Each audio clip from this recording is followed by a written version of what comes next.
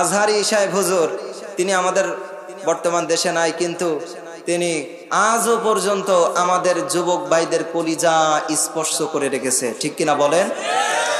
আজহারি সাহেবকে যারা ভালোবাসেন, আমি আজহারি সাহেবের হুজুরের সুর দেওয়ার পরে লিল্লাহি তাকবীর আপনারা একজন দিয়া আমি দেখবো আজহারি সাহেবরে এই কোরআনের পাখিটাকে কে কত ভালোবাসেন।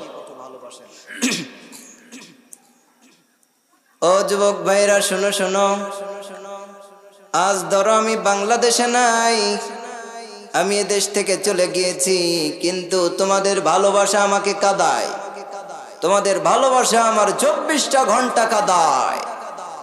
ও যুবক ভাইরা, আমি তোমাদেরকে বলতে চাই, তোমরা আমাকে যেমন ভালোবাসো আমি তোমাদেরকেও কোরআনের জন্য তেমনটা ভালোবাসি।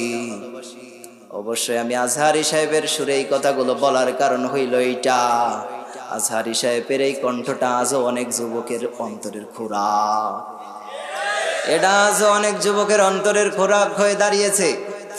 আজ অনেক যুবকেরা তার কণ্ঠটা শোনার সঙ্গে সঙ্গে থমকে দাঁড়িয়ে যায়।